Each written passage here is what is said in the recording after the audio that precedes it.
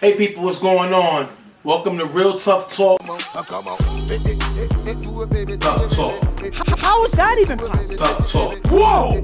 Stephen J. partner goes, Show some respect. You did not answer the question. he's a bad man. Bad man. He's a bad. He finally said it. But the slipper's gone. The dress has holes in it. The cart turned to Tough Pumpkin again. So what else you gonna I do? guess this team couldn't cover a twin mattress with a king size sheet. Lights out season. Lights out for you. Let's get as quick into the game as possible because I am not staying in this wig longer than I have to. I want to party. Play it out, bro, while you talking this game.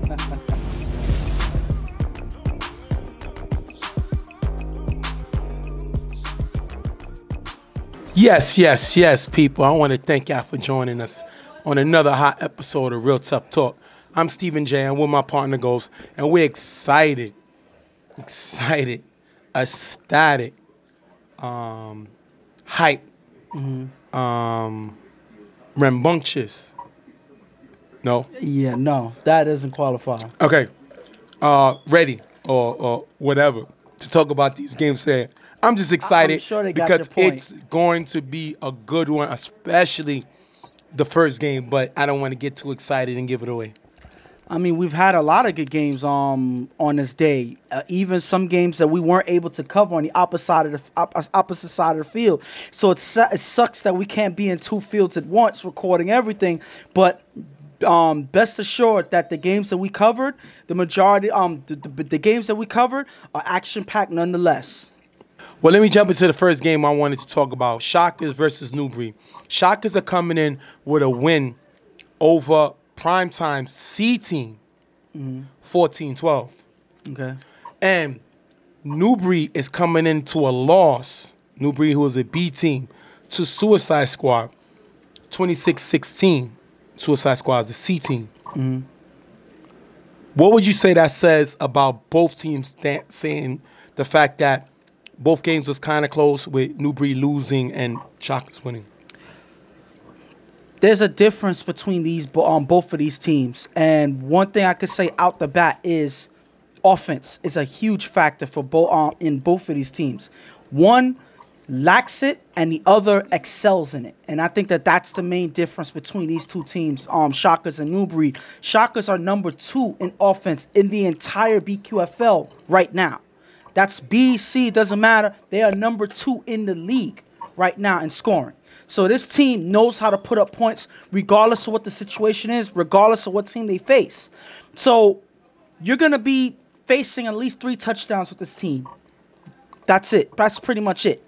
So you're going to have to shoot out with this team because they know how to score.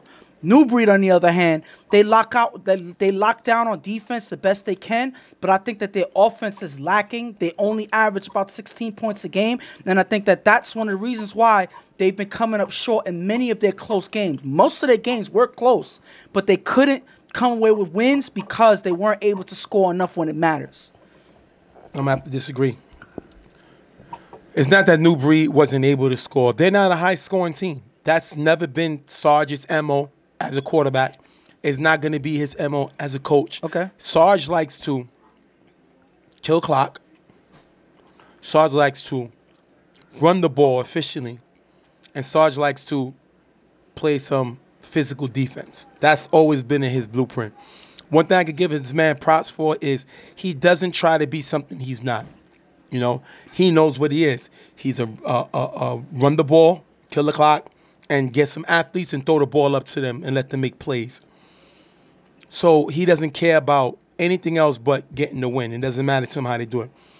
And you said about Shockers, they are a high pedal to the metal team. But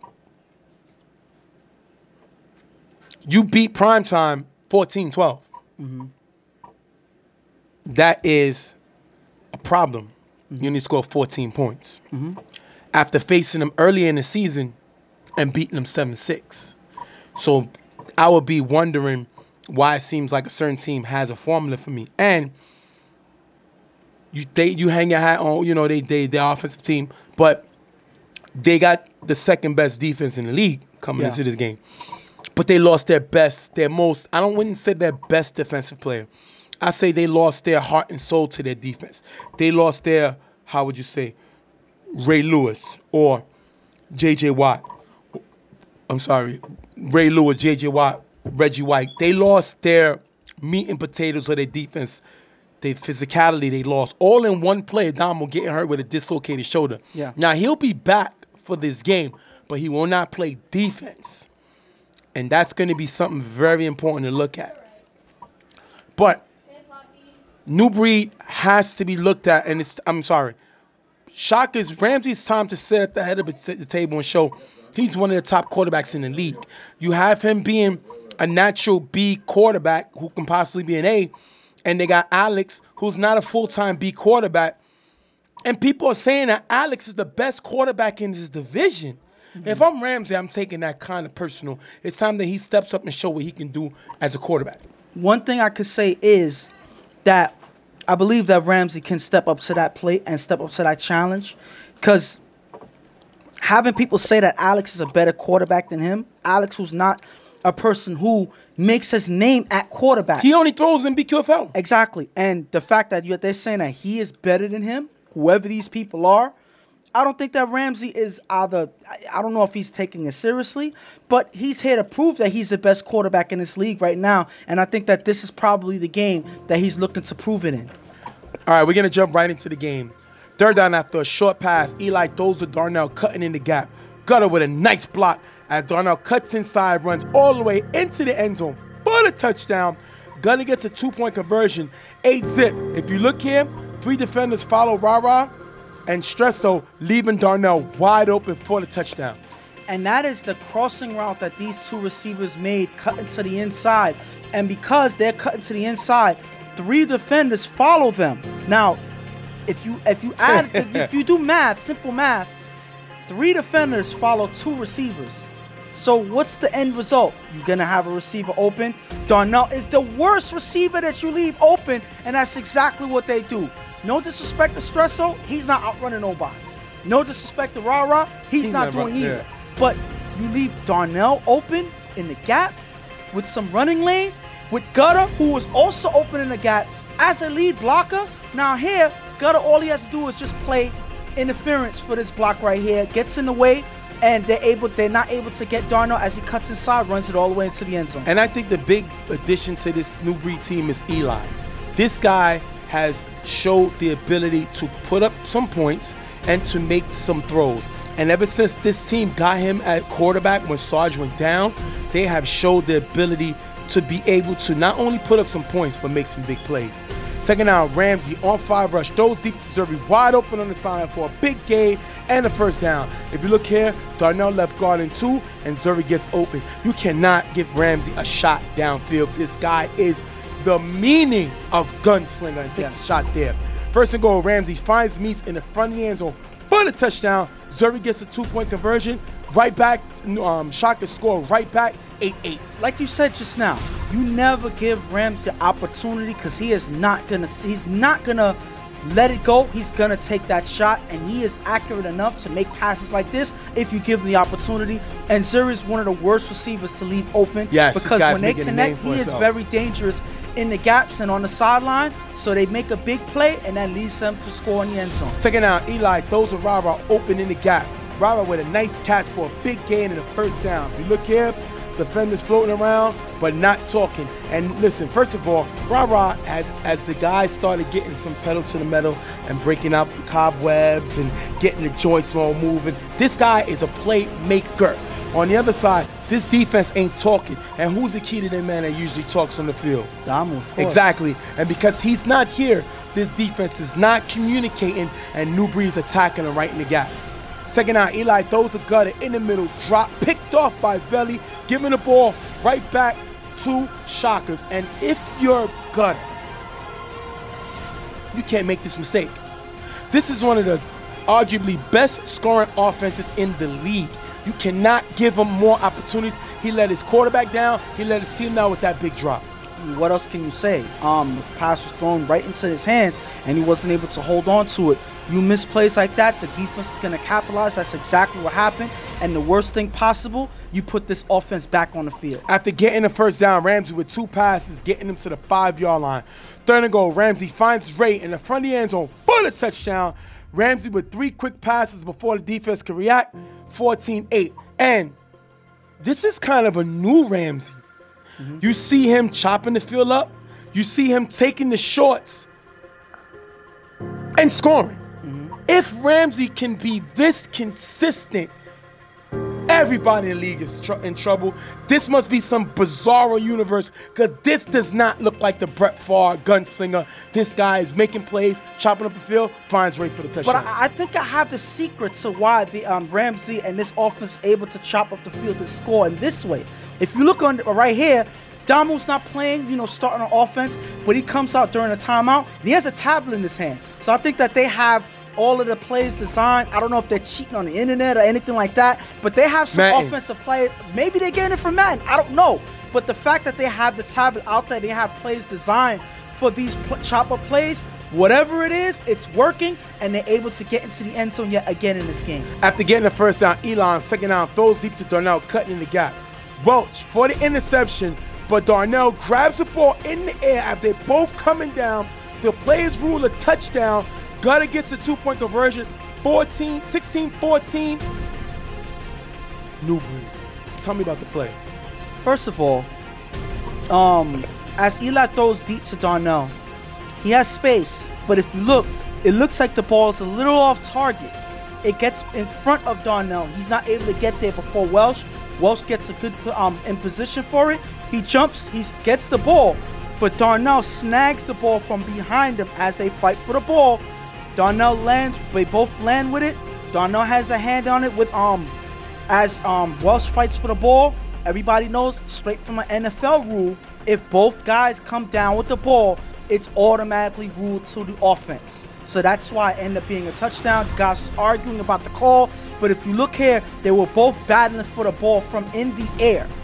And as they came down, Darnell has it, and that was why it was ruled a touchdown in the end. Do me a favor. Welch is a good player. Really, good. I'm a fan of his. But get that baby out of the street. Remember that? Yeah. Remember that? Yeah. You saw Boys in the Hood? Get that baby out of the street. Get that baby out of the street. This man Darnell rocked him to bed, brung him down, gave him a bedtime story, and still scored a touchdown. Right back, they take the lead right back. After getting the first down, Ramsey throws Zay open on the sideline for a nice game. Darnell with a nice hit after the catch. They wanted a flag for this. So that's 2 plays. The first one, which we looked and considered it a touchdown, with Welch, they wanted the touchdown. They wanted into it, so that was back off. And this one, they said that Darnell hit him with the shoulder, which he did not. But once again, you saw how he zoned in on the guy and barely got there late. Like the what? The Terminator, bro. What a hit by Darnell. Wait for Zay to hold the ball, but great hit. But my thing is, the play, the drive keeps moving. Zay gets up like it's nothing. So he's there, he takes the hit, but he holds the ball, and he keeps his offense driving down the field. Second down, Ramsey finds Welch in the back of the end zone for the touchdown. If you look here, 2 defenders are guarding Emir in the front, leaving Welch open in the back. 20-16, Shaka score right back. I can't necessarily argue with the way that they defended this play, because Amir is a hard person to guard in the middle. Yes. And the funny thing is, if you get him in the right position in front of the end zone, there's no way to really get around him. So now you have 2 guys respecting that. Ramsey sees that, and he's able to find Welsh in the back of the end zone. So that's a good setup, attracting 2 defenders and leaving a receiver wide open in the back. Last play before half, Eli throws it up. Picked up by Zuri, taking us into the half, 20-16. Shaka's with the lead. What can I say right now? The average amount of touchdowns this Shaka's team scores is 3 touchdowns a game. They already have that in the half. And normally with New Breed, they're a team that can hold the, most teams to 2 touchdowns a game. I think they average about 15, 16 points a game on defense allowed. They already gave up most of that. The Shockers is running up the score early. They're getting into rhythm, and the thing about Ramsey is not only is he throwing downfield, he's able to chop up the fields and get his receivers open in the gaps. When you have Ramsey this consistent, it is trouble for any defense. I don't care how good you are. It's hard to guard with all of these weapons that he has. All they have to do is hold this New Breed team to the average that they normally have, which is 2 touchdowns, which they already have in the half. end the game this way, and I think that they'll be just fine in the second half. From New Breed. We had the ball 4 times. One of them last drive, we just threw it up. Got picked off, but it still count. Similar to throwing up a 3 at the buzzer, you know. Still counts even though you missed it. But we scored twice on 4 possessions. We got picked off, but it was on a drop. Our mistake. 1. This team does not have their heart and soul on defense. Damo. We seen against Blackout, close game, Damo was able to stand up to Mike. You know, like I said, we're not talking about fighting. But sometimes you got to show that I can be physical like you. Without Damo, they don't look like that. And Speedy just got here. Speedy got here late. But with Speedy, we can run the ball. Los attempted it. It didn't work. Speedy lost some weight, and the guy's been running the ball well. So with him here now at half, we can run the ball and get more physical with this team. They're up, but they're already crying. They cried about the intel that they wanted that they didn't get. They cried about the hit for the shoulder that wasn't a shoulder. It was actually a good hit. So we know this team. That's why me, Stephen J., I call them a finesse team. They are. When you get physical, they didn't like that. When you get physical, this is what they do. And they're led by their head coach, Ray. Or they own him. Ray. They're led by him. And the crying is what they do. It does, and it kind of takes away from their talent. So as long as we got them doing this and complaining about this call and one and that call, we know we can get under their skin. Now it's time to shock the world. We're going to jump into the second half. Ramsey's going to get the ball, 4 and out. Ramsey throws him in the middle for a decent gain. 3rd down, Ramsey throws a Ray in the gap for a decent gain, getting him to the 5-yard line. Speedy bites on the pump, getting Ray wide open. The stuff this man could do is amazing. Great play by him there. 4th and goal, Ramsey rolls left, finds Jawan in the back of the end zone, but a touchdown. Zay gets a 2-point conversion. That is going to be 28-16 Shockers. This is a design play to move defenders out of their zone and getting receivers open. So now, this is not a fluke. This is Ramsey and this offense designing plays to manipulate the defense. Yes. As you see here with the receivers cutting to the right, Ramsey rolls to the left. So as the defenders don't know who to follow, the receivers or Ramsey, they follow the receivers. Ramsey gets Juwan open by running to the left, leaves him wide open for the touchdown. And that's because of Ramsey's running ability. You have to respect it. New Breed's going to get the ball starting at their own 10. Second down, Eli throws with Robert in the middle. Ticked by Kazi, almost picked off by Welch. What do we always say? When you give up an opportunity. 3rd down, Eli throws a gutter open in the middle for a nice game, picking up the 1st down. Yeah. Nobody tells Kazi to back up and leaves Gutter wide open. I love the fact that even though Gutter dropped that pass early and it got picked off, Eli is still going to him. That is a quarterback that believes in the receivers. Eli with 2 passes getting him to the 10-yard line. 3rd and goal. Eli finds Darnell cutting in the back of the end zone for the touchdown. 28-22. If you look here, Chris gets beat by Darnell cutting on the inside. Eli finds him. First of all, I'm going to rewind this drive all the way back. Yes, sir. Until when they missed that interception. Yes, sir. Look at this play here as they give up some big yardage in the middle. Who's normally playing the middle? Damo. All right. They have Kazi replacing him. Nobody communicates with him. Kazi leaves a receiver wide open. They get a big 1st down, and because of that, that led them to score. And when you take away, what play did Damo get hurt on last week? A play just like that. Going to look here. See? And Damo's like a heat-seeking missile. You don't have that heat-seeking right now. And that's why they was able to get the 1st down. Go ahead.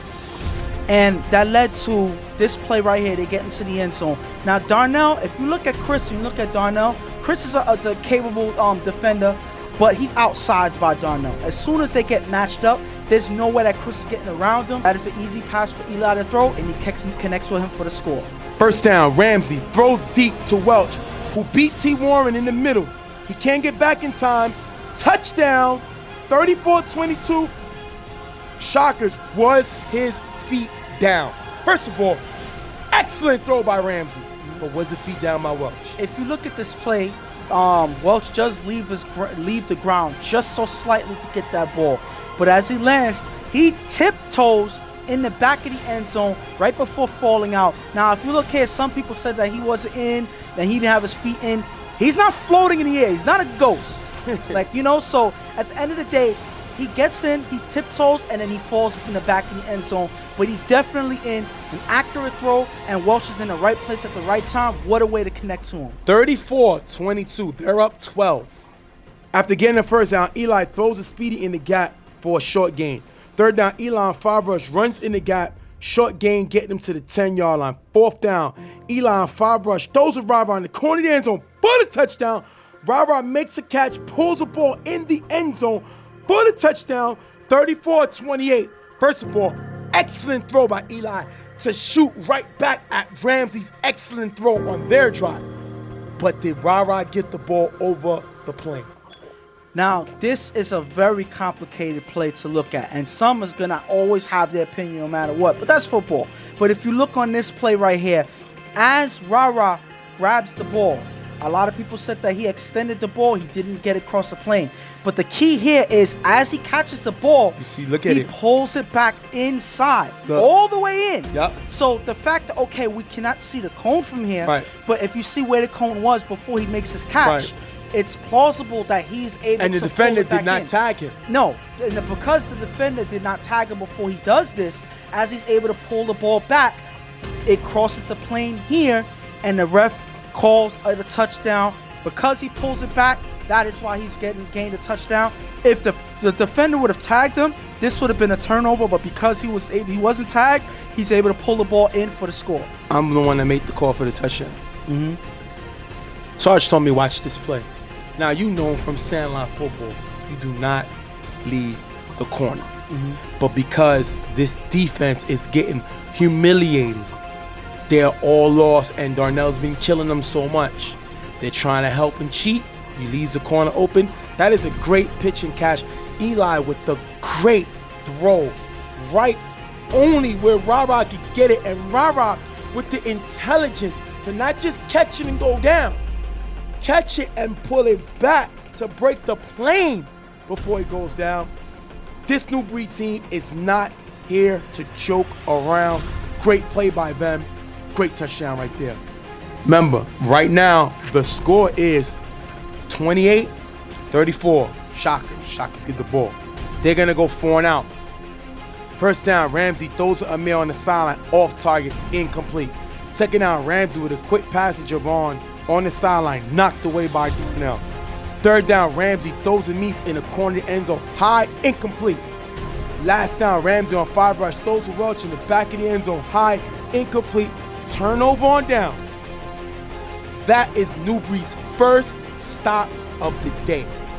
Ramsey did not look for his check down. What's Ramsey's natural habit?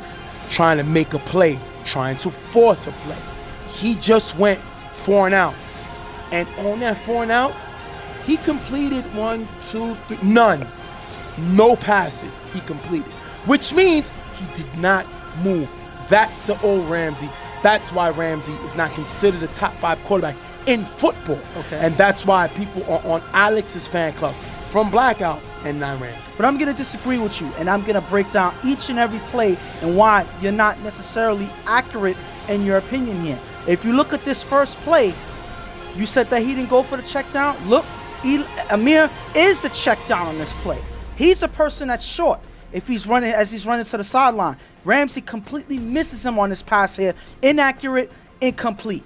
The next play here, okay, second down, he takes a shot before anybody's able to turn around. So nobody's prepared, but that's incomplete. If you see here on third down, he misses a throw to Meese in the corner of the end zone. Meese is open on this play. This is a touchdown, but Ramsey was inaccurate with this pass. Regardless of what you say about the check down, you have to make this pass. He does not make this pass, and it sails out of bounds, incomplete. Last down play, he throws it into the back of the end zone. Who's open there? Welch is wide open in the back of the end zone. The pass is high and incomplete. He makes that pass accurately. This is a touchdown. That is 3 plays where Ramsey missed the throw. Regardless of, okay, the fourth down, he missed, the third down, he missed the check down. That's true. But at the end of the day, these were throws, 2 of them were touchdown passes that he missed. So regardless of if you say he missed a check down, I personally think that if he was accurate on this play, we would be having a different tune. This will be 6 points for this Shaka team, but because he was inaccurate with this drive here, that leads to a turnover. Bottom line, Newbury made the stop that they needed to make. Eli with 3 passes getting him to the 45-yard line. 4th down, Eli throws a gutter short for the 1st down. If you look here, Malik leaves the sideline. Why did Malik leave the sideline? He was following another receiver downfield. Who usually communicate the pass off, who goes where? Who's usually in charge of that? I figured Damu. The middle. Yeah. Talks more than the safeties. He's moving in everywhere. But because the safeties are so busy trying to fill in where Damo is not and help, everybody's discombobulated. You don't have a number 2 defense. All of a sudden, the one thing they don't know how to do is play defense. 3rd down, after a few plays on 3rd down, Eli throws a robber open in the gap for a decent gain, getting him to the 10-yard line. 4th down, Eli finds Gunner in the front of the end zone for the touchdown. Chris doesn't slide over. 34-34. This team right now does not look like they know how to play defense. This is more points than they gave up to anyone. And they played the number 1 seed, the highest scoring offense in the league. That was 26 points a game. And they held them. And right now, you have Newbury scoring 34 points. Their most in the season. 1st down, Ramsey throws deep to Zuri on the sideline, who makes a catch in the end zone for the touchdown. Nobody reacts to Zuri on the sideline. Did he keep his feet in there? First of all, and only Ramsey. Look at this. The guy is rolling to his left. And first of all, if you look at the play as he develops in the beginning, you can tell me about the play if he got the feet down. He glances to the left, to the right, glances. Now this is a set play. He moves to the left. What does that make the safety do? They slide over with him. Because you automatically thinking, there's no way he's coming back. The man throws a no-look 40-yard bomb. A no-look 40-yard bomb. The question is, did Zuri get his feet down? And the answer to that question is yes. There's some people that argued and said that he didn't get his feet in. But if you look here, this is the footwork that Zuri has on this play here. If you look, as he jumps to get the ball, he gets the 1st foot down. Some would say he's on the line, but if you look, the what is that? That black stuff that's on the field or whatever. The pebbles or whatever. The pebbles get dusted up. You see that it's not on the line. So if you see here, he gets 1 foot down, and then he gets the toe down at the 2nd foot down before falling out of bounds. So that's right in keeping himself in bounds, getting his feet in for the score. Not only was that an excellent throw, but that's an excellent catch and way to keep your foot in the end zone for that touchdown. 40-34. Newbury gets the ball back, barely any time left. Last play to have, Eli's gonna throw it up. Kazi's gonna have the ball. Can't hold on to it. Bobbled. Caught by Darnell for the touchdown, tying the game. Darnell's 4th touchdown of the day. This guy is the Terminator. DT, call him that. Darnell the Terminator. Okay. Now, people gonna think he's a detective.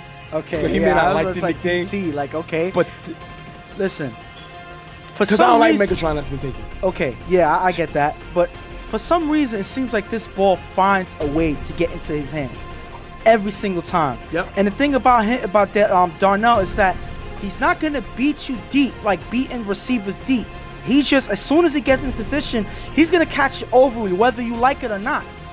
Now, the difference with this play here is Kazi had the ball in his hand, but I believe Zuri knocks it out trying to get the ball as well, and Kazi loses the ball out of his hand. This would have been an interception if both of them didn't go up to get the ball. But why is nobody hitting Darnell? You know that they're going for him. You can't jump with him. Nobody touches him, and it falls right into Darnell's hand. Not like he jumped up and got it. It just happened to fall right in his hand for the score. So even unintentional, this man gets the score for the touchdown.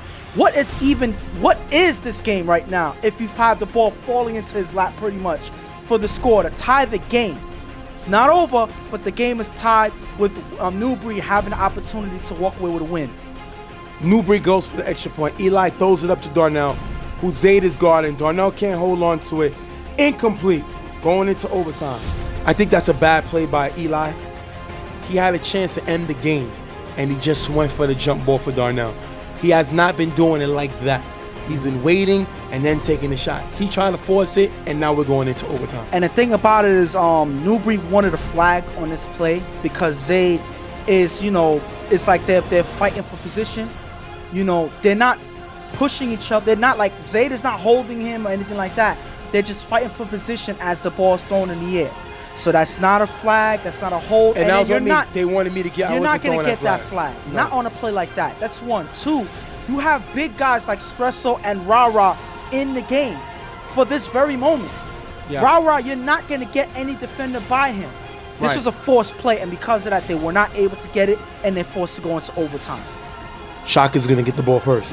After a short pass, Ramsey throws to Amir in the gap for a decent game. Third down, Ramsey throws to Welch in the middle, who dodges inside, runs to the 3-yard line. Great play by Welch, dodging 2 tags. Fourth and goal, Ramsey finds Meese in the front of the end zone for the touchdown, 46-40. Shockers. They go for 2. Ramsey throws to Zuri in the back of the end zone, picked off by Speedy. They're going to stop him here. The question is, why go for 2? He could have thrown it to Amir in the front. They went for 2. Why go for 2 anyway? And this is probably one of the worst decisions Ramsey made all game. Because why take the chance of going for 2? You want to force the opposing team to go for 2 by going for 1 and locking up on defense. Yes, the defense hasn't been able to hold anything in this game. But you have to put them to draw a line in the sand and say, this is where we stand up on defense. If Newbury is able to score, all they have to do is go for an extra point, and they win the game. You gave them a better opportunity than you could have by just going for 1. I don't think that made any sense. Second down, Eli throws an AK open in the middle for a nice gain. Kazi leaves him wide open in the what? In the middle. Okay. Third down, Eli throws a gutter in the gap, getting into the 5-yard line. Where? In the gap. Okay. Fourth and goal, Eli finds Barbara in the front of the end zone for the touchdown. Barbara catching with Chris guarding him for the touchdown, tying the game. Shout out to Rara because he called the ball from the very beginning. Yes, he did. And right here, Rara gets in position and Eli throws him the ball. He's calling from that last possession that they had. He didn't throw the ball to him. He gets it here, and Rara, sure enough, is able to come down with the touchdown pass, the reception. That's a surefire receiver if I haven't seen one. 46-46. Extra point. Eli is going to roll left. Finds T. Warren cutting in the back of the end zone for the extra point. End of the game, 47-46. Newbury over the Shockers. They beat them. First of all, this was probably a very exhausting game to follow. Just listen to the end result of this score. 47-46 in overtime. I believe that's the most points scored all season. And the fact that Newbury is a team that won by scoring 47 points. All right, we're gonna go to the interview real quick with Eli, Rara, and Sarge, and then we'll give our comments about both teams, and we'll wrap it up. We'll be right back.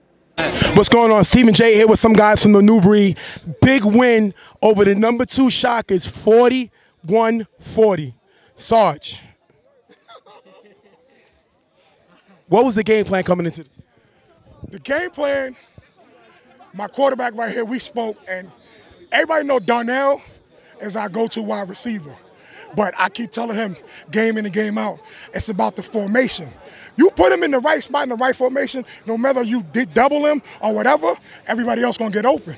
Today, every time we put him at the wide out, they would double or bump him off the line. Second half, watch the tape, you watch it. I put him in the slot. Every time I put him in the slot, we scored. So we switched the formation. Eli just had to do nothing but throw the ball. Eli, you was on fire today. 41 points, that's a lot of points.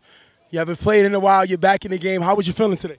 I'm a little sore, but hey, it's good to be out here trying to stay young and represent Newbury.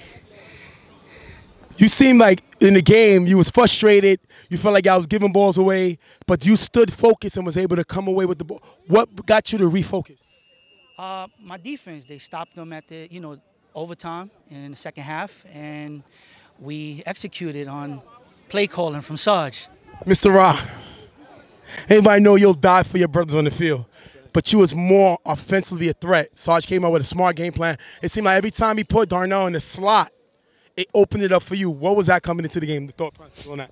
Well, I always tell them, make sure that if Darnell is the primary guy, that's fine by me. But when they start doubling them, look for other people. Today was my day. I was able to get open at the goal line, make some good plays. But like I said, I'm always out here for my brothers, man. Y'all known as a pretty good defensive team, but it seemed like today y'all knew that y'all wasn't going to really be able to slow them down, so y'all was more focused on scoring.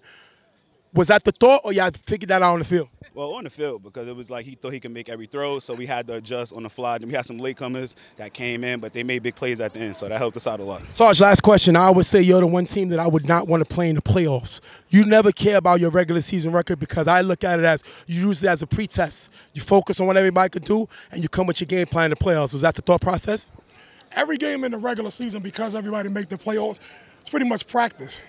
You play against them, you go out there, you try certain things on offense to see what work and what don't, and you just make sure you got a solid defense. I'm more like, I believe in my defense. If my defense can stop you, all we need is 2 to 3 touchdowns, and we'll win the game.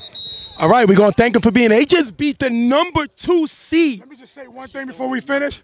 It ain't how you start, it's how you finish. Hard work beat talent when talent don't work hard. Take that, Greg, from the Shockers. I don't got to say nothing. He just wrapped it up. We see you on the site. First of all, we want to thank Eli, Ryan, Coach Sarge for the talk. Now you can go ahead. Now, I got to give my shout out to New Breed. You know, they are one team that plays up to their competition more times than not. They didn't have a good outing in that last game, and it seemed like that was a sour taste in their mouth because they came as a completely different team. Offense, they outscored every other team in the league.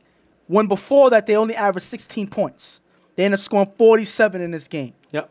So this is a team that shows that regardless of the challenge, they can step up to it. This is a scary team to play in the playoffs. If they're able to play up to their competition this much, watch out, whatever team that they face. Now, on the Shocker side, Ramsey did his job 100%. Yes, he made some mistakes here and there, probably in the end or whatever. He made some mistakes. But scoring 46 points, you cannot criticize him at all and say that he didn't do enough in this game. He did more than enough in this game. Their defense got murdered in this game. I agree. By a team that only averages 16 points, that is embarrassing. And if to the fact that they only missed one player, they lost one of their main linebackers in the game. Are you telling me that was the main factor why they gave up 47 points in this game? Is that what you're supposed to have me believe? I'm sorry, I can't believe that. I know Damu is a good player in the middle. I know that he put his body on the line and got hurt for his team. But I don't think that that's enough to say that that was why they gave up 47 points in this game. They just played terrible in this game. And that's because their whole defense wasn't communicating. Bottom line, their defense played horrible, and that is why they came up with a loss to a team that only averages 16 points a game.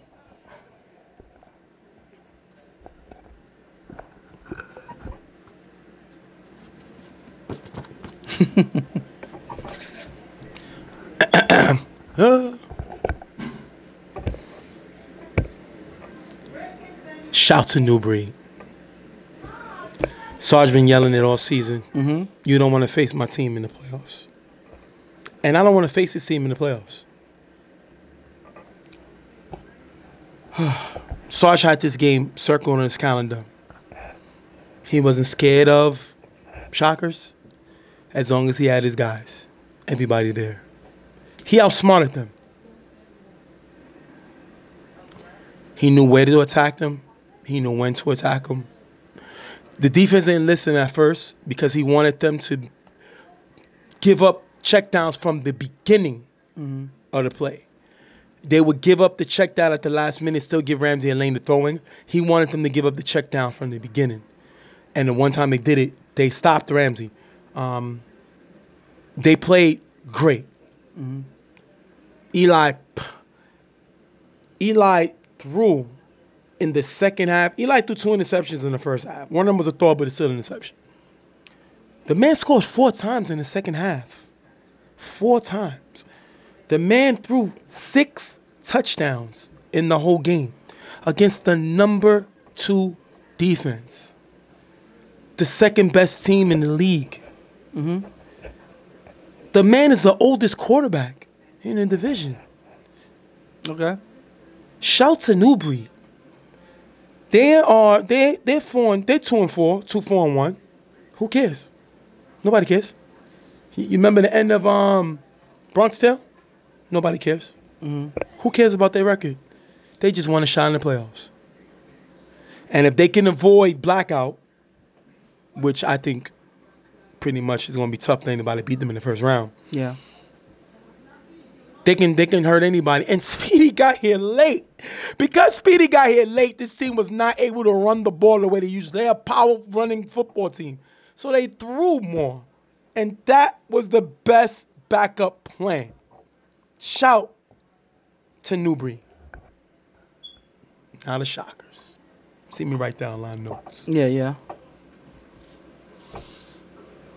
I'm going to give you 3 reasons why this team lost. Okay. And I'm going to give you the blame for three top points. And I'm going to give you the percentage. Ray, who's their coach or the owner or captain, however you want to do it. Ramsey, who is their quarterback. And the defense. That's the 3. Okay. I'm going to give you the percentage, who I blame. Okay. Out of 100%, Okay. I'm going to start with Ramsey. I blame Ramsey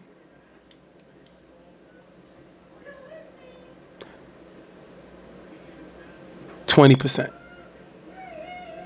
That's more than I would give him. Ramsey got the ball 7 times Okay. and scored 6.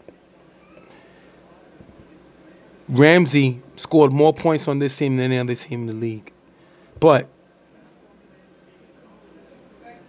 he scored. That's what he's supposed to do. Okay. Did he make a mistake? Yes. Down one drive, Okay. he didn't move the ball. That's why I'm blaming him 20%. That's his fault. That's a little too much in my opinion, but okay, I get your Your opinion. job as a quarterback is to put games away, Okay. not try to do it on your own. He did, and that cost them on that drive because they were only chasing. They were only up 6. You score there, you put the game away. Okay. 20%. I'm gonna blame the defense 30%. You out of your mind. And I'm 'Cause going to blame I can do the Ray math already. 50%. You are out of your mind. I'm gonna tell you why. Okay. All Tell right. you why. I know you want to blame the defense all the way. I agree with you. And I Somewhat. think I can get where you're going. Let me get with to my this. first problem. Go ahead. Everything about this team is coaching. Who runs this team? Who's leading the team? We have no Okay. idea. We don't know. I know Ray jumps up and down, angry like a little man. You know, like when think of who smaller jumps up and down.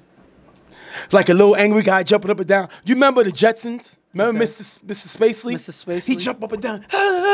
You're fired. That's what Ray was doing today. But he didn't step up as a leader. Damo didn't start on defense, right? No.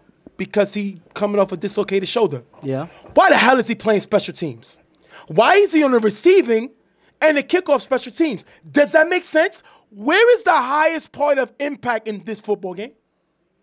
Special teams. Yeah. NFL, right? Yeah. What they do? They move the kick. I think they move the kickoff further up so there can be less collisions. That's where the most collisions. When you put your defensive captain on the special teams, but you don't start him on defense, that makes no sense. Either you play him or you don't. But you let the man play special teams. So if he was helping up to play special teams, why the hell is he not helping up to play defense? That's one. That's one. Number 2, in overtime, they score first, go up 6. Why the hell are you going 2 rather than 1? If you go 1 and get it, you make them either go for the tie or the win by going 2, which is more difficult. Am I correct? Mm-hmm. You understand? I got you. Then, and it's the part I put on the defense, But I'm blaming, you see, it is the defense's fault. Defense played terrible. But I blame Ray because he didn't start Damo. So that's why he's getting some of it. But the defense getting a lot of it because we said that New Breed scored 6 touchdowns, right? All right. 6 touchdowns. Do you know 3 of those touchdowns was on 4th down? And the other one was on the last play of the game? Okay. You gave up 4 touchdowns on practically last plays of the drive. That's on defense. But it's on coaching. Because your heat-seeker missile, a guy who risked his body and dislocated his shoulder, back a week later, I said he was done. Done. Over. See ya. Okay. Was back. And not only did you not start him, you put him on special teams to block. And not even that. He's receiving the onside kick where it's more chances of him having contact in that very same shoulder. This was buffoonery. It was idiotic. It was damn near suicidal. Because they should kill themselves now. Not literally. I'm talking about for this game. You lost to a team that was 1-4-1. And not only did you lose, you gave up the most points you gave up all season long to one of the lowest scoring offenses in the league. You gave up 47 points to a running team. Listen, are you serious? Did you hear what I said? They gave up 47 points to a running team. Normally, I would come. Who only averaged 14. I'm Listen, done. I'm done. I quit. Normally, I would defend them and say, hey, it's not really their fault, but I got to agree with you on there. There's no reason for them to give us so much points. New Breed average went from 15.8 scoring to 20.2. In this one game. They jumped up.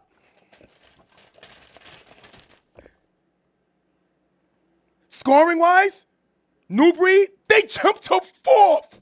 They was in 6th. So they jumped up 2 ranks. Good job, all right, Shockers. All right, listen, we got another game to go. So we got some more games to go. So we got to keep this moving. You could be here all day talking about I got that on my system. Yeah. Anything you want to jump back in? No, I mean, I said my piece, and you clearly said your piece. We're going to wrap this one up. First of all, great officiating. And I'm not just tooting my own horn. Me, Kimmy, Isaiah, great job. Some difficult calls that we got right. We're not always right. We make mistakes. But in a difficult game that had this many points scored, shout out to us for the great job we did. We're going to wrap this one up. New Breed with the upset win, 47-46. We'll be right back. You got this, man. 4, 3, 4.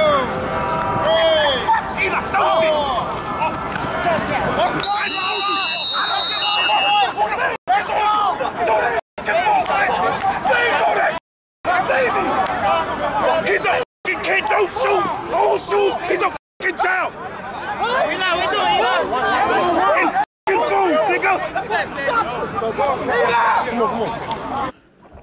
All right, we're back. Rooftop talk. Sorry about the little rant last game, but I don't care. We're going to talk through emotion, and it is what it is. Next game we're going to talk about is going to be Raiders versus Brotherhood. Now, this is an awesome matchup because you have the Raiders who are coming in 5-1. I'm sorry, you got the Raiders coming in 4-1. They just lost to Blackout last week. Not only lost, they got humiliated. Blackout's B team versus Raiders C team, 26-0. Chris looked terrible. Yeah. And Brotherhood, who coming in also 4-1. They're coming in off of a close loss to the Rockstars, 20-19. Rockstars B team. But Brotherhood, listen, this team is the best offense in the C division. They score 24 points a game, 24.6. Top scoring offense in the division. Definitely somebody you got to pay attention to. But Raiders come in with a pretty good defense.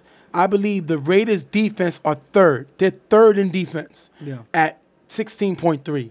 So you should see it as a very interesting game coming into this one. And it's kind of unfair to look at the statistics that way, too, because their last game where they gave up a lot of points was to the B team. Yeah, which brings the average up. Yeah. Was to the B team blackout. So it's unfair to even look at that. So you got to put an asterisk on that a little bit or whatever. But regardless of what, that is still a good average points allowed. This team has a very solid defense. And I believe that they're coming in looking to prove that against this high-scoring offense of the Brotherhood. Raiders are going to be missing several key guys. Yes. They're coming in with a skeleton crew. And that's big because this is for first place. You know, you want to get that first place seed because you end up right now. Say the season ended right now. First place will pay unit. Well, the unit are 0-5. Yeah. The unit averages 8.6 a game. It's one of the lowest in the league. Yeah. So you want that first seed. You know why? The second seed, Sour. Sour averages 19.7 a game. Yeah. Close to 20 points a game. So, I mean, their problem is defense. They give up 25. Yeah. But at the end of the day, Mimi can score. So I would rather play the unit than Sour. Ain't nothing wrong with that. Yeah. I want to avoid who I can avoid. I don't want to make my game harder. So this first place is very important. And then when you got teams like Primetime, East New York, and Suicide all behind you trying to gain up, when you all tied 4-2, you're trying to jump out and take the lead in this division because if not, it could cause a lot of trouble. I think the key is Melvin. Melvin's one of the best quarterbacks in this division. But I think this team is the Brotherhood is getting on his bad side because they're arguing, they're complaining more, and Melvin isn't used to that coming from the unit team. And the Raiders don't even have a quarterback. Chris ain't even gonna make it. I don't blame him after the way he threw last week. He maybe needed to go on a retreat. So you're saying he's in hiding? Have a rest real quick and then come back. But we're gonna have to see how the game goes. We're gonna jump right into the game. Second down, Melvin on 5 rushes, sacked by Flacco. You cannot start the game on second down and get a sack. Great sack by Flacco, starting off the intensity for the Raiders. After getting the first down, Melvin throws to TJ in the middle. That's going to be dropped. Second and goal, Melvin throws deep to Kaheem, cutting in the end zone, caught but out of bounds. Third down, Melvin throws to TJ on the sideline, picked off by Bernard, giving the ball right to the Raiders. If you look here, Guns is wide open, but Melvin tries to make a play happen, especially after he missed the last 2, and this time he throws an interception. And I think that the big play on this drive right here was that TJ drop in the middle of the field because that is some big yardage that they weren't able to get because of that. And after that, it looked like Melvin tried to make something happen in those last 2 plays. And on that one, he forces a pass, not even looking for the check down. He throws downfield. Unfortunately, it goes to the defense with an interception. Second down, Spud throws deep on 5 rushes, Bernard in the gap. Tip picked off by Zeke. Brotherhood gets the ball back. First of all, Spud shouldn't be thrown. Yeah, I was about to say, let's not see that ever again. Yeah, please. It's an embarrassment to my eyes, and it's very, very disturbing. But it's okay. They don't got a quarterback. So on second down, he throws a bomb. Yeah, that's a good way to start it up. Zeke is a great safety. When a guy plays consistent, he can be one of the best safeties. Great interception there by him, getting the ball right back for his guys. After getting the first down, Melvin is sacked again by Flacco. Flacco got Melvin's number. He's not going to outrun him. He's not going to he's not shifty enough to get away from him. Great sack again by Flacco. Second down, Melvin throws to Kaheem open on the sideline for a nice game, getting into the 5-yard line. Third and goal, Melvin finds TJ cutting in the back of the end zone for the touchdown. If you look here, Day at safety lets him go, and Melvin finds him. What I love about this, you know what I love about this? He went to Kadeem again after going to him first time and going out of bounds on the first drive. Then he goes back to TJ again after TJ dropped the pass. I like Melvin as quarterback. You know, he's a C quarterback, moving up to be a top B quarterback. This guy is dangerous, Great plays by him, and he finds the touchdown. I mean, I hate when people say, oh, well, you have to give him a cookie for going back to the receiver that's supposed to be on the field anyway. Listen, that's their job, to be on the field and catch the ball. Otherwise, the quarterback's job is to take them out and replace them with receivers you're comfortable with. Obviously, if they're still in the game, that means that he's going to get them the ball, and that's exactly what happens. They get the ball through this defense. Raiders not communicating. Because of that, they're left open for the score. After getting the first down, Welch comes in to throw. He throws a Simon in the gap for a decent gain. Then Welch with 2 more passes, getting him to the 7-yard line.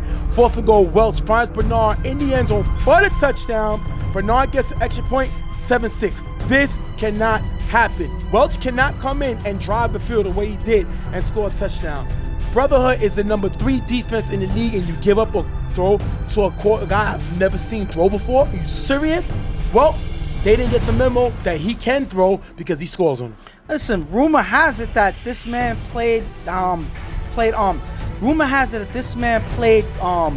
quarterback in high school. So he has some type of experience. That's what I was told. Listen, he quarterbacked in high school. So he has some semblance of experience, but I'm not going to say that he's old, but that must have been a good while ago. It hasn't been recent. So the fact that he's able to score right away with a team that he's just picking up to play on, that's something that you give him some props for. He's able to get this team who's short-handed into the end zone for the score. Melvin's going to get the ball. He's going to go deep downfield to the receiver, open in the middle. That's going to be dropped. Taking out Melvin on 5 rush, throws the X on the sideline, passes high, picked off by Day-Day, giving the ball right back to the Raiders. Guns open again, short. Melvin misses him, throws a pass too late, and that is basically because they dropped the first pass. That's why he threw the pick. Same thing happened before. When he tries to make a play, he makes interceptions because he's frustrated. His second into the day. Now, if you look at these plays here, if you look at this one here in particular, the pass to X, again, this was a bad throw, but I'm not going to argue with the decision, because if you look at this point, if he throws it here, X is open on the sideline. He misses the opportunity and then decides to throw it up on 5 rush after getting pressure coming in from Flacco, who already sacked him twice. Correct. So, because of that, he overlooks Guns again in the gap, forces a pass up to X late, and that's another interception that's thrown by Melvin in this game. Welch gets the ball. He's going to throw deep to Day-Day in the gap. Drop. But caught by Malik. Big game for the first down. You don't have to be good. Sometimes you just got to be lucky. Great play by him, making the catch. 1st and goal, Welch throws a Simon, cutting in the end zone. Drop, but caught by Spud in the end zone. 13-6 Raiders? What even is this game right now? First of all, it seems like Welch is coming in and he's, you know, connecting his passes. Now, this whole drive here was luck, so I can't really give him too much credit for that. But he's able to get into the end zone. However it is, it's still 6 points. It still counts. After getting the first down, Melvin throws to Kaheem in the gap for a decent gain. 3rd down, Melvin throws deep to Cutting in the middle. Machine, who stops running, passes incomplete. Guns is open again. 4th down, Melvin throws it up to X. X jumps, gets a hand on it, but can't hold on to it. That's going to be dropped. Turnover on downs. I don't know what's going on with this offense. They look very, very unsettled. They look like they're trying to force things. They look like they don't have an identity, and they look like they got stopped again. And this is all to Melvin. Melvin does not look like himself. Forcing passes up. But X got to catch that. You want to be named. Listen, you can't have a guy like X and drop a pass like listen, that. that is a hard catch. There was defenders there. If you look, there is some contact there, so he's not able to come down fully with the ball. I give it to him. He goes up for it. He can't get it. But the fact that Melvin is throwing passes up in the air for you to go up and get it, X, one of the shorter players, you send him to go up and get it. But he's done it before. He has, but he's not Darnell of Newbury. You're not going to do that. That's not his game. He can do it, but that's not his game. So the fact that Melvin is making these decisions, this is out of character for Melvin. Throwing 2 interceptions, forcing plays up, getting sacked, not making some smart throws. This is not the characteristic of Melvin, the way he normally plays. And I think that those drop passes that's been happening in this game is playing a factor on that. Melvin is not looking like himself out there. Welch on 2nd down throws with Ray, cutting in the gap for a decent game, picking up the 1st down. Welch then throws a Spud in the gap, getting him to the 10-yard line. 4th and goal. Welch finds Spud in the front of the end zone for the touchdown. Bernard gets an extra point, 20-6. If you look here, nobody talking on defense. They're going to score, taking us into the half, 20-6. And this is yet another touchdown thrown by Welch coming in replace of Chris. They didn't even play with them before this game. No. Right now, he's looking like, what's the quarterback that plays for the Saints who took over for Drew Brees after he got hurt? Bridgewater? Teddy Bridgewater? Yes. He's looking like that. Not to say that he is as talented as him, but I'm saying in the fact that he's coming in and he's scoring points. He's driving them down the field, and he's looking like a quarterback that can get things done. That's exactly how Welch comes in. You made fun of him saying, oh, you're not supposed to take him seriously, whatever, but this is his 3rd touchdown. How many times they got stopped in this game? Once. And he wasn't even throwing. And it wasn't even him throwing. So he is 100% in this game going into the half. That's saying something for a Raiders team that came in with about, what, 5 guys before these guys came in? So this is looking good. Maybe we can see something like this in the future. Maybe Chris needs to start worrying about his starting spot. I don't know. But right now, the Raiders are looking good in this half, and we need to see more of that, some good decision making. Maybe if Welch doesn't do too much, maybe they have a chance to actually win this game. And Brotherhoods are liars. Because they don't look like brothers right now. They look like individuals. They're not playing together. This team has no leadership. They have no direction. They have no idea where they're going. You can't be 4-1. Play a first-slate team who only has 5 guys, picked up several guys, and let them score 3 straight times. Something is wrong with that. I don't understand what's going on with this team. They're a disappointment in the first half. It's time to turn it up the second half and make plays. This is a game we have to have. Like I said, you would rather play the unit in the first round than have to play Sour Factory in the first round. We're going to jump into the second half.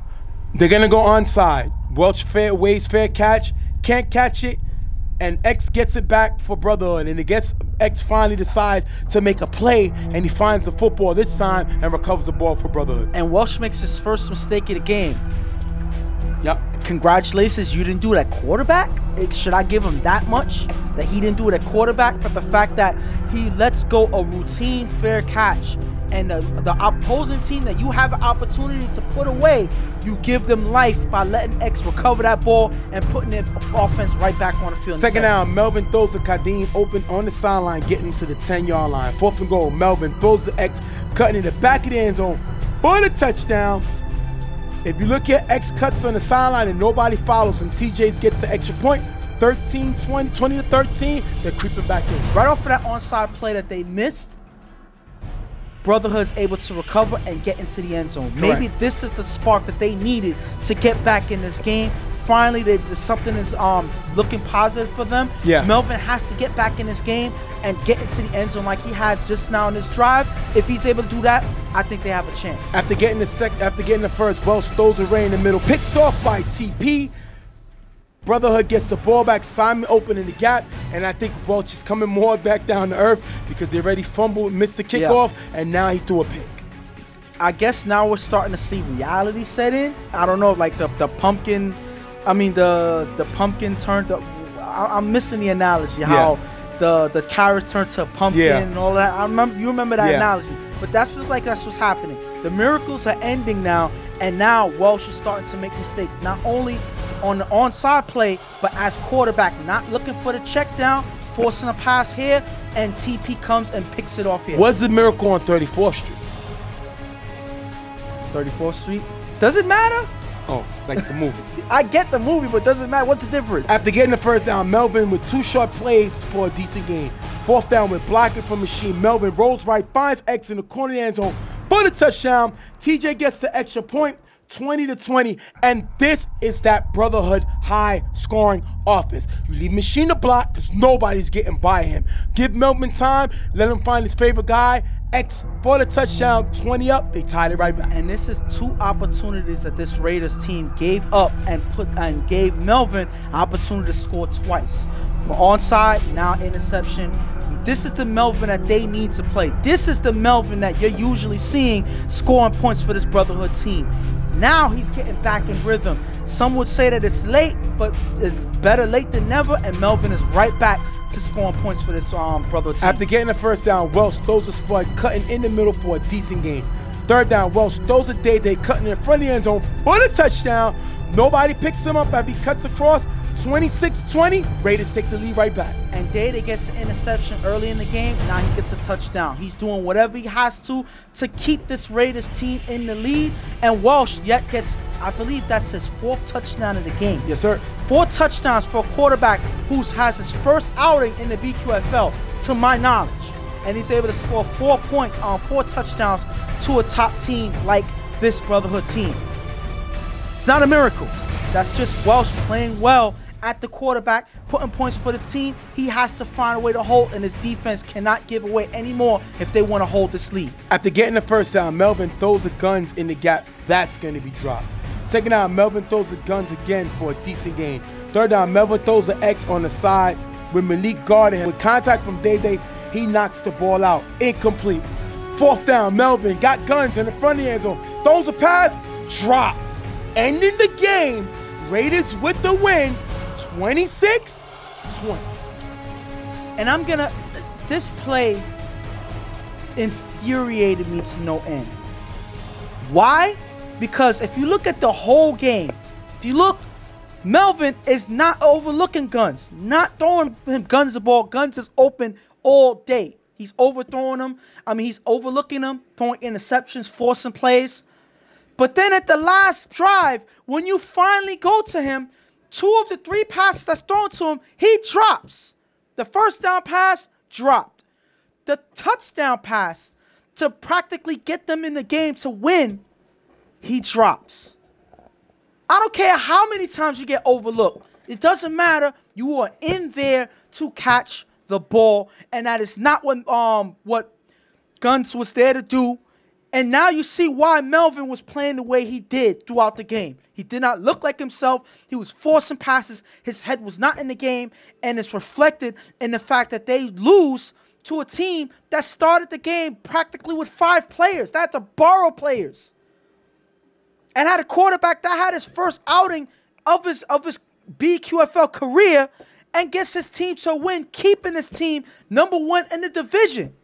You had an opportunity to snag that away from this team.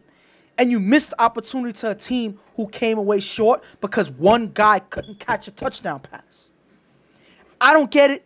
This team looked completely all over the place. I don't understand what's going on, but this is not a good look for this Brotherhood team at all.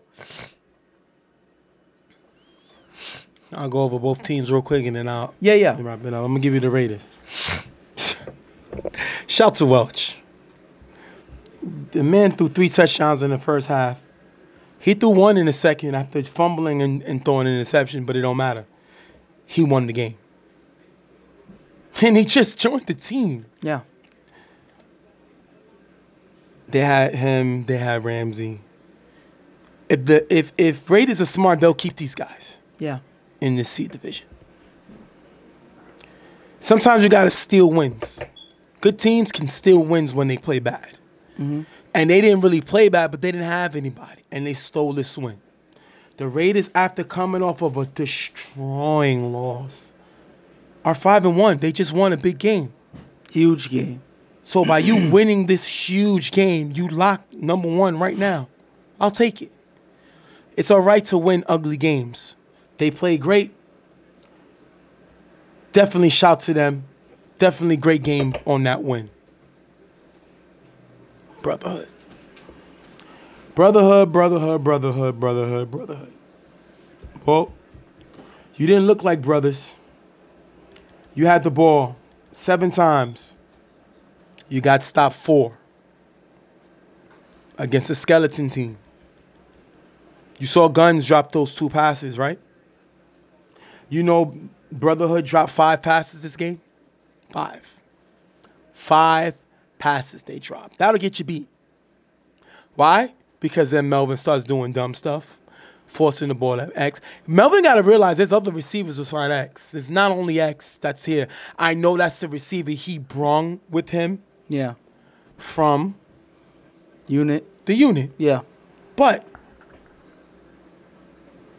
X can't catch with contact. 2 passes, X drop. was with contact. He can't catch when he gets hit. He can't take the hit. That's why he can't go to that next player. He can make some great diving catches, some awesome catches. All you got to do is hit him. He does not like getting hit. Once you do something more than one time, it's who you are. We've seen VIP drop the ball when he uses his hands more than once. That's who he is. We've seen Melvin drop the ball. I'm sorry, we've seen X drop the ball when you hit him. Now, the loss doesn't destroy what they're doing. They're still 4-2, you know. But now, anything can happen. But this team has lost his identity. This team is frustrated with each other. This team does not know who they are. This team cannot live all under one umbrella. And I know a lot of these guys, because like I always tell you, I coach them. They cannot follow the Pied Piper. Remember that? And the mice like this. Remember that? You clearly remember it. They can't do that. Because as soon what I said, when the mind feels stressed, it goes back to its natural habit. Brotherhood is definitely reminiscent to SYS. When the time gets clutch, they go all over the place. They become individuals instead of a team. Now, I hope Melvin can do a better job than me because I couldn't keep these guys on the same page. Talent is definitely there. But this is alarming. Not because of the loss, because you lose games, how they lost the game and who they lost to. This is very alarming. And now you can start going downhill because all teams know all they got to do is break you apart. Yeah. And they had an opportunity to get in first place with this game. Yep. So we're going to wrap this game up. The Raiders coming off with a big win, beating Brotherhood 26-20. We're going to be right back.